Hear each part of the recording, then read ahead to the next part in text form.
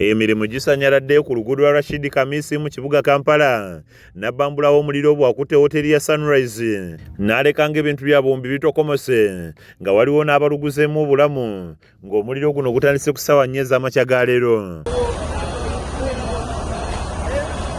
Omuliro guno gutandikidde maduuka agali wansi mu kizimbe olwo ne gwambuka waggulu ku myaliriro 7 ng'embeera ebadde yavaawo mpitewo ng'abasuubuzi bagezaako okutaasa emmaali yaabwe. Poliisi eyiye basajja baayo okwetoloola ekizimbe kyonna nga n'oluvannyuma beegattiddwako abazimyamwoto ne batandika okulwanagana n'omuliro guno ng'olw'obungi bw'abantu amaduuka gonna n'enguudo biggaddwa. Wabula omuliro gweyongedde olw'ebyuma wamu n'emipiira egitundibwa ku kizimbe kino ekyongedde okukalubiriza abazimyamwoto nga bano beegattiddwako abavubuka abolesezza obukodyo obw'enjawulo okulaba nga bataasa abantu abadde balaajanira mu kizimbe. Abamu ku bo balabiddwako nga bawalampa ku miguwa okutuuka waggulu ku kizimbe okusobola okununula abantu abadde balaajana nga basoose kununula abantu abawerera ddala 8 wamu n'ebintu byabwe.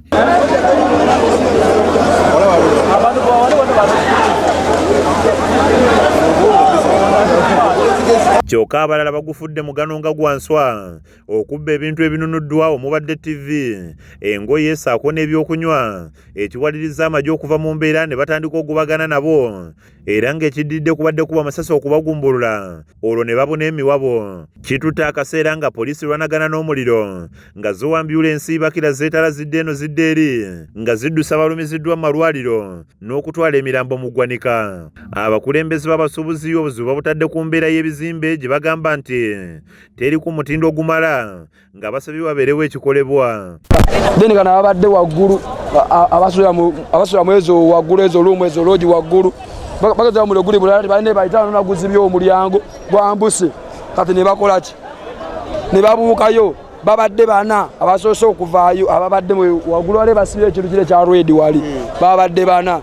Kakati omukazi agenza olaba kayagala ave wali obasibye ekintu kiri alinnya adde mweno luumu adde wano ne wamulemerera kali mu kulemera bwati nazi batadde emifaliso wayiseewo bwiso okuva gye basibye kiri ekintu ku fulo yakumeka 1 2 3 eyokusatu eri gyavudde n'agwa n'afa atafudde tumanyi naffe afudde. Abakulembeze okubadde minisita wa Kampala Hajati Minsa Kabanda, Lord Mayor Ssaalongo Erias Lukwago n'owa Kampala Central Ssaalongo Salimu Uhuru batuuseko mu kifo kino nga baliko okuwabula kwe bakoze ku mbeera eno era ne basaasira abakoseddwa. Mirimu Kenneth akusakidde emboozi eno ku lwa KSTV Agaleero.